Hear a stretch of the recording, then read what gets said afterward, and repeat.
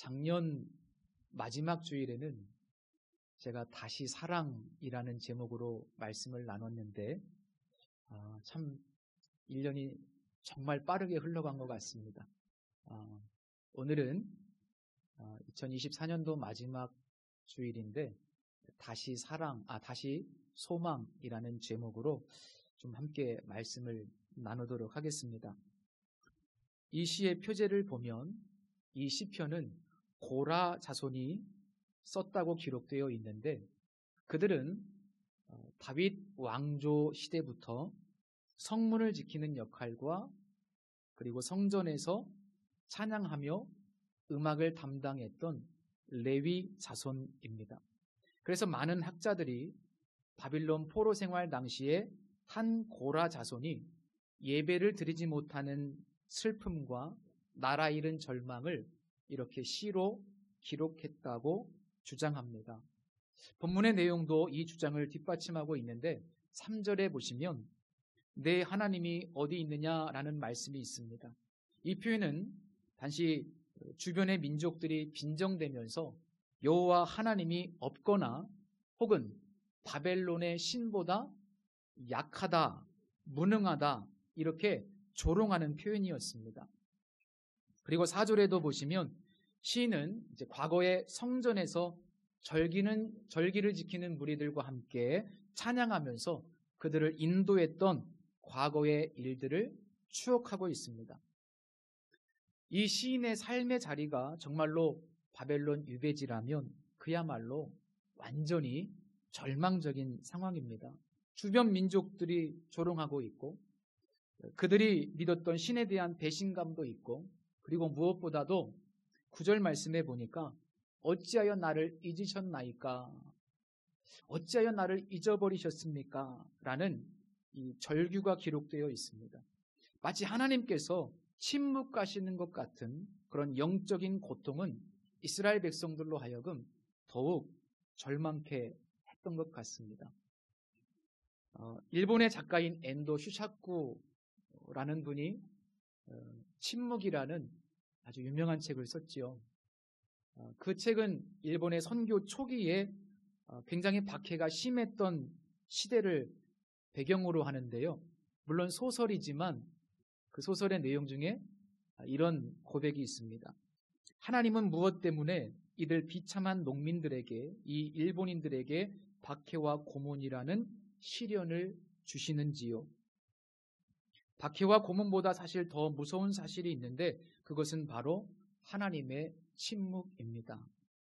박해가 시작되고 오늘까지 20년 여기 어두운 일본의 땅에 많은 신도들의 신음이 가득 차고 사제의 붉은 피가 흐르고 교회의 탑이 붕괴되어 가는데 하나님은 자신에게 바쳐진 너무나도 참혹한 희생을 보면서도 아직도 침묵하고 계십니다. 오늘 이 시인의 고백을 보면서 제 가슴이 막 아린 느낌을 받았는데 왜 그런가 하면 이 이스라엘 백성들은 태어나면서부터 하나님을 믿을 수밖에 없는 존재입니다. 이스라엘 백성들은 그렇습니다.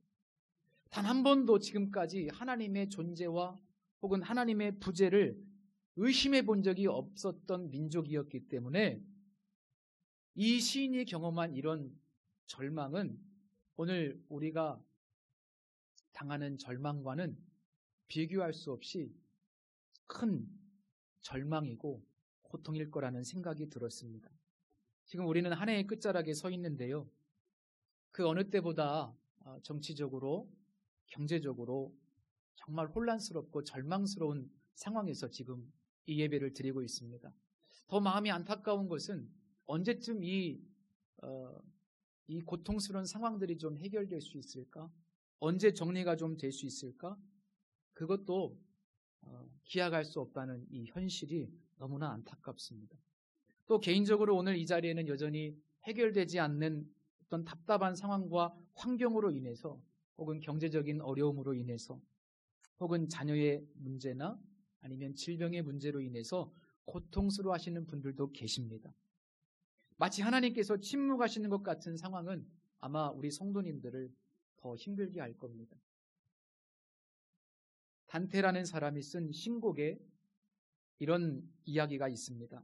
지옥의 입구에는 이런 큰 글자가 새겨져 있을 것이다. 일체의 희망을 버려라. 만약 우리가 소망을 잃고 낙심하게 된다면 그것은 절망이 아니라 지옥일 수 있겠다. 이런 생각을 해봅니다. 어떤 책에 보니까요, 아주 큰 절망을 경험한 사람은 동맥경화증에 걸릴 확률이 낙관적인 사람보다 무려 20%나 높다는 조사 결과가 있었습니다. 절망은요, 하루에 한 갑씩 꾸준히 담배를 피는 것만큼 우리의 몸에 안 좋은 영향을 끼친다는 보고가 있습니다.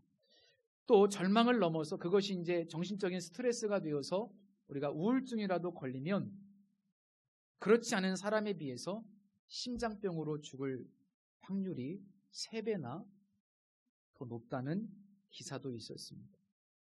무엇보다 이 절망이 가득한 사람은요, 삶의 목표를 잃어버리게 되죠. 그리고 삶의 방향성을 잃어버리고 표류하게 되는데 자칫 이것은 극단적인 결과를 초래하기도 합니다. 우리 한국 사회가 지금 이런 상황에 처해 있죠. 그래서 여전히 OECD 국가 중에서 자살률 1위를 기록하고 있는 나라. 우리나라가 그렇습니다. 성경은 소망이 더디 이루어지면 마음을 상하게 한다라고 말씀하고 있습니다. 소망이 이루어지지 않고 답답한 현실이 계속되고 상황이 변하지 않으면 우리의 마음이 상하게 됩니다. 누구나 다 이런저런 이유로 절망을 경험합니다. 성경을 보면 모세도 광야 40년 동안의 깊은 절망 속에서 살았고, 다윗 왕도 10수년 동안 사울에게 쫓겨다니면서 죽음의 위협 속에서 이 절망의 롤러코스터를 경험했고, 심지어 수많은 기적을 일으켰던 정말 능력 있는 선지자 엘리야도 나중에는 너무나 절망하고 낙심한 나머지 하나님께 이제는 됐습니다. 이제 내 생명을 좀 거두어 주십시오. 내 생명 좀 가져가 주십시오. 라고 요청하기도 했었습니다. 우리에게 이렇게 절망이 찾아올 때 조심해야 할 것들이 몇 가지 있습니다. 첫 번째는 우리가 하나님보다 결코 앞서지 말아야 한다는 점입니다. 소망이 더디 이루어지고 절망이 찾아오면 아까 말씀드린 대로 영적인 감각을 잃어버리고 또 삶의 방향성을 상실하기 때문에 그 순간 우리는 하나님을 찾거나 기다리지 못하고 내 생각대로 내 판단과 방법대로 일을 처리하는 경우가 종종 있습니다. 그 대표적인 경우가 바로 아브라함입니다. 창세기 12장에 보면 아브라함은 하나님으로부터 여러 가지 축복을 약속받게 되는데요. 그 중에 하나가 바로 자손의 축복입니다. 처음에는 이 약속의 말씀을 붙들고 믿음으로 살았는데 10년이 지나도 자식이 생기지 않고 나이는 들어가고 점점 더 불가능한 상황이 되어가면서 나중에는 어떻게 했습니까? 하나님께 실망하고 믿음의 감각을 잃어버린 채 하갈이라는 여인을 통해서 이스마엘이라는 자식을 얻게 됩니다. 아시다시피 이것은 훗날 깊은 갈등과 반목의 역사를 가져오게 됩니다. 또 하나 우리가 이렇게 절망스러울 때 소망이 더디 이루어질 때 그때 우리가 한 가지 중요한 태도가 있습니다. 무엇인가 하면 우리의 소원이 과연 올바른 소원이었는가 한번 점검해 볼 필요가 있습니다. 내가 소망하는 것이 정말 하나님께서도 소원하는 일일까? 내가 그렇게 바라는 것이 하나님도 그렇게 바라는 것일까? 이게 점검할 필요가 있다는 거죠. 하나님께서는 때로 우리의 삶에 절망을 주시는 이유는 우리의 삐뚤어진 소망이 완전히 소멸되기를 바라는 경우도 있기 때문입니다. 특히 우리의 소망이 잘못된 욕망일 경우에 하나님께서는 매우 다양한 방식으로 우리의 소망을 소멸해 가십니다. 저는 목회자로서 개척교회 경험이 있잖아요. 참 하나님 앞에 감사하고 있는데 그 기간에 저는 저의 잘못된 욕망을 하나님의 비전인 양 포장하거나 혹은 착각하며 살았던 것 같습니다. 교회가 성장하고 또 뭐 건물도 짓고 또 성도가 많이 모이고 그런 것들을 목회라고 생각을 했던 것 같고 그것이 또 목회의 성공이라는 어떻게 보면 참 세상적이고 속물적이죠. 그런데 하나님께서는 그 기간 동안 저의 잘못된 욕망, 잘못된 소원을 아시고 그 욕망을 다스려 주셨습니다. 그 과정에서 제가 깨달은 것은 내가 정말 원하는 소원, 내가 바라는 것들이 때로는 하나님의 소원과 일치하지 않을 수 있겠다. 하나님이 소원하는 것을 내가 소원하지 않을 수도 있겠구나. 그렇기 때문에 하나님께서 나를 다듬어 가시고 때로는 절망스러운 과정을 허락하실 수도 있겠다. 그런 생각을 해보게 됐습니다. 본문에서 시인은 정말 절망스러운 상황에서 우리 42편과 43편은 사실은 하나의 시편이라고 보셔도 되거든요. 43편까지 확장해 보면 이 시인은 절망스러운 상황에서 3번이나 스스로를 격려합니다. 42편에 2번, 43편에 1번. 이렇게 스스로를 격려합니다. 내 영혼아, 내가 어찌하여 낙심하며 어찌하여 내 속에서 불안해하는가? 너는 하나님께 소망을 두라. 그가 나타나 도우심으로 말미암아 내가 여전히 찬송하리로다. 여러분, 우리 그리스도인들에게는요 결코 완전한 절망이란 없습니다. 왜냐하면 하나님이 계시기 때문입니다. 우리는 혈통적으로 유대인은 아니지만 그러나 하나님은 예수 그리스도 안에서 우리를 찾아오셨고 우리를 구원해 주셨고 자녀 삼아 주셨습니다. 하나님과 우리는 예수 그리스도라는 견고한 끈으로 연결되어 있습니다. 그분은 영원히 우리와 함께 하시고 끝까지 우리를 포기하지 않으시고 전능하신 하나님이십니다. 사도 바울은 고린도후서 4장 8절에서 우리가 사방으로 우겨쌈을 당하여도 쌓이지 아니하며 답답한 일을 당하여도 낙심하지 아니하며 박해를 받아도 버림받지 아니하며 거꾸로 들임을 당하여도 망하지 아니하고 라고 고백합니다. 어떻게 이런 고백이 가능할까요? 하나님께만 소망을 두었기 때문에 어떤 상황에서도 하늘만큼은 열려있기 때문에 가능한 고백이라고 생각합니다. 우리가 소원하는 것들 있죠. 그것이 뭐 재정이든 혹은 건강이든 아니면 자녀들의 성공이든 그런 것들을 좀 다 내려놓으시고 또 상황에 눌리지 마시고 오직 하나님께만 소망을 두시기 바랍니다.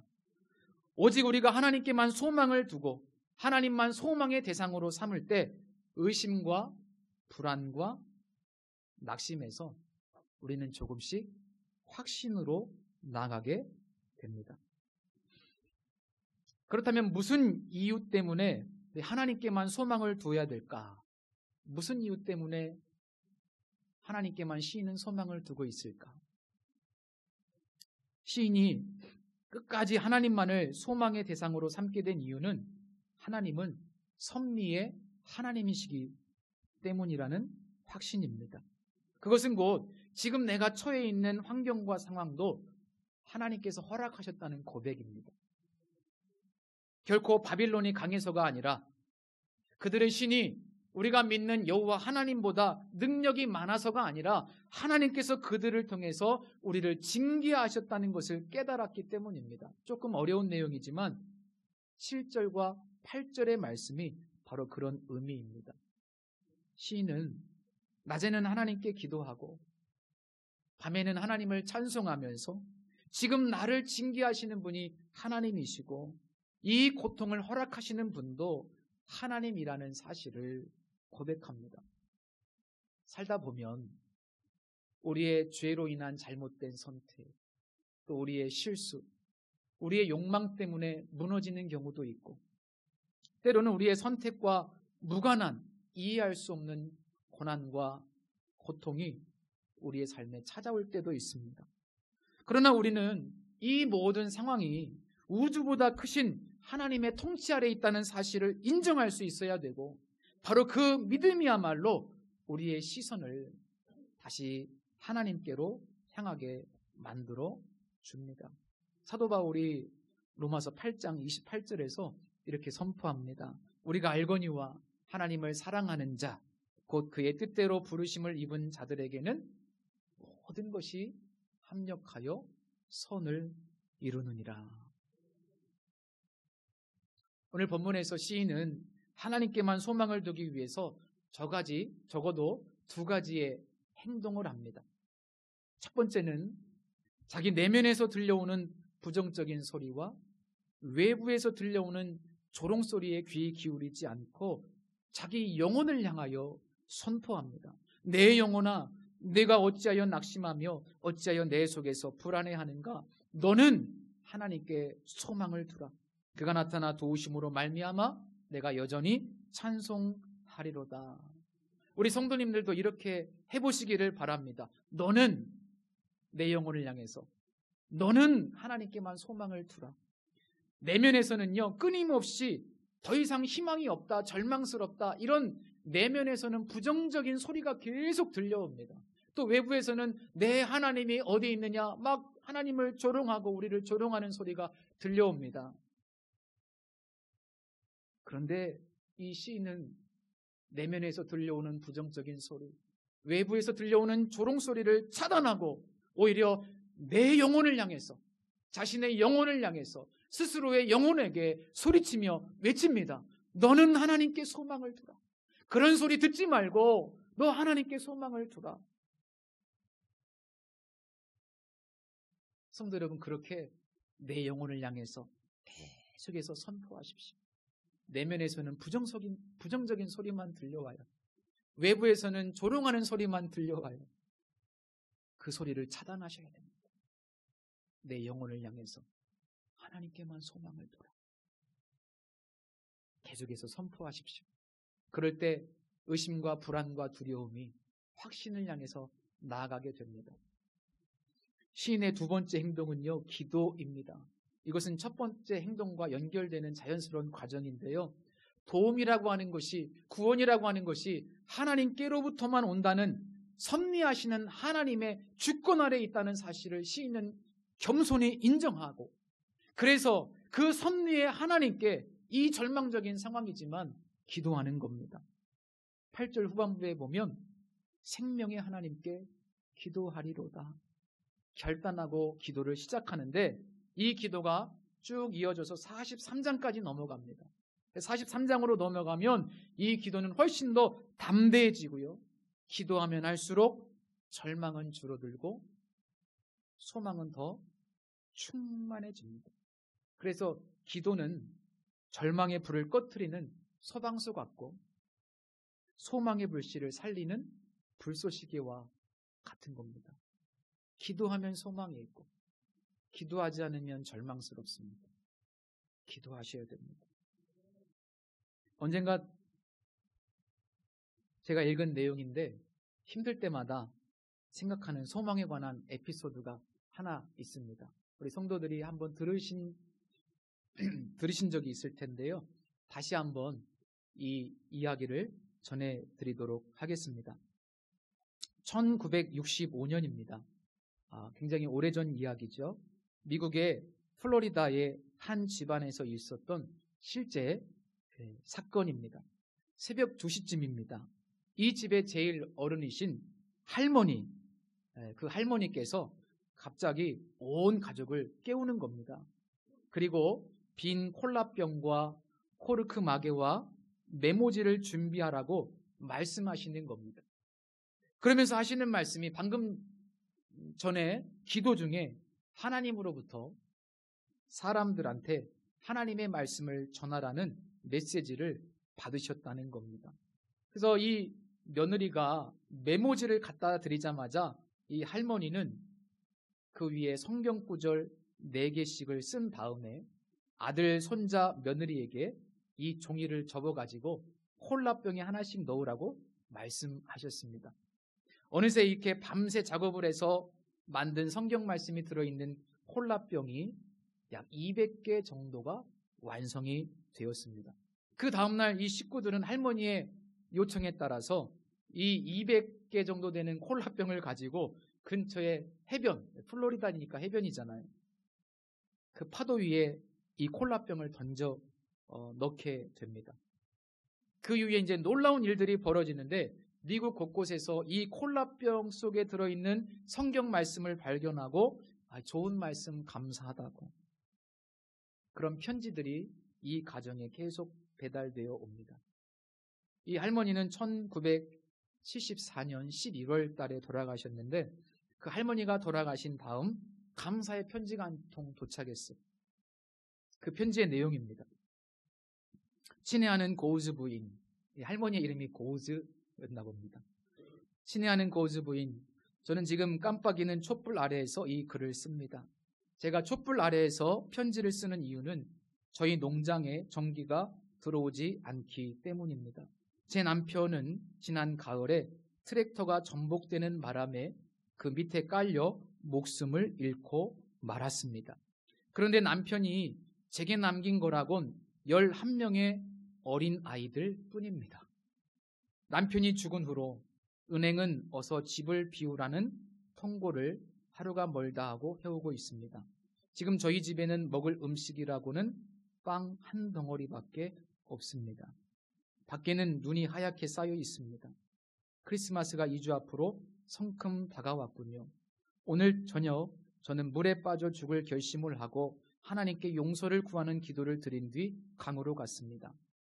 강물이 언지 몇 주밖에 되지 않았기 때문에 얼음 깨는데 그리 많은 시간이 걸릴 것 같지 않았습니다. 그런데 돌멩이로 얼음을 깨고 있는데 얼음이 갈라지면서 콜라병이 쑥 하고 떠오르는 것이었습니다. 빈 병이었는데 안에 무언가 적어놓은 듯한 종이가 들어있었습니다. 그래서 저는 죽기 전에 이거나 한번 읽어보자 하면서 떨리는 손으로 병마개를 열었습니다. 그런데 놀랍게도 그 쪽지에는 이런 소망의 말씀이 적혀 있었습니다. 모든 산자들 중에 들어있는 자에게는 누구나 소망이 있음은 산 개가 죽은 사자보다 더 낫기 때문이니라. 전도서 9장 4절 말씀. 이는 하나님이 거짓말을 하실 수 없는 이 두 가지 변하지 못할 사실로 말미암아 앞에 있는 소망을 얻으려고 피난처를 찾은 우리에게 큰 안위를 받게 하려 하심이라.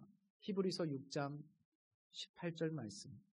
이에 더 좋은 소망이 생기니 이것으로 우리가 하나님께 가까이 가느니라. 히브리서 7장 19절 말씀. 예수께서 대답하여 이르시되 진실로 진실로 내게 이르노니 사람이 거듭나지 아니하면 하나님의 나라를 볼 수 없느니라. 요한복음 3장 3절 말씀. 이렇게 네 구절의 말씀이 들어있었습니다. 이 말씀을 읽은 저는 물에 빠져 죽으려던 생각을 거두고 집으로 돌아와 성경을 읽으며 하나님께 감사를 드리기 시작했습니다. 송구스럽지만 한 가지 부탁 말씀을 드릴까 합니다. 이왕 제게 소망의 말씀을 들려주셨으니 앞으로 생각날 때마다 저희 가족을 위해 기도를 해 주시지 않겠습니까? 이제 이 어린 자식들을 데리고 어떻게든 살아볼 생각이거든요. 할머니와 할머니의 가정에 하나님의 큰 축복이 함께하기를 기도합니다. 오하이오의 한 농장에서.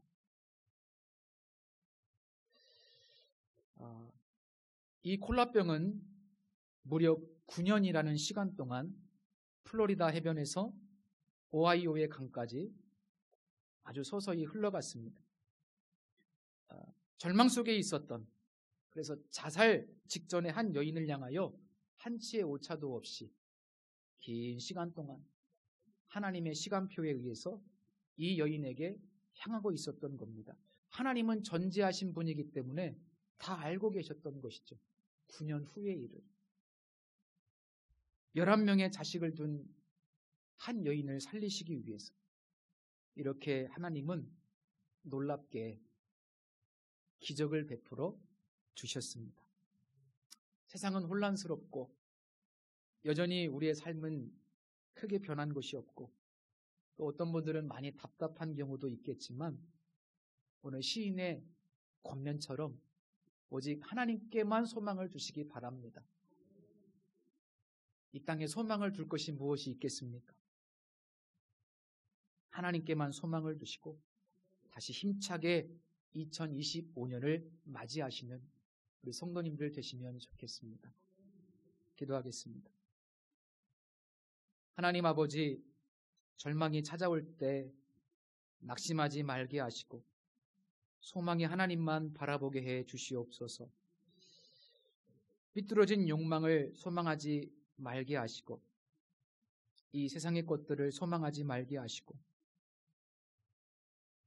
하나님만 바라보게 하시고 위기의 순간마다 내 영혼을 향해 스스로 격려하며 기도의 자리에 나아가게 하여 주옵소서. 이 땅의 소망은 오직 하나님밖에 없음을 고백합니다.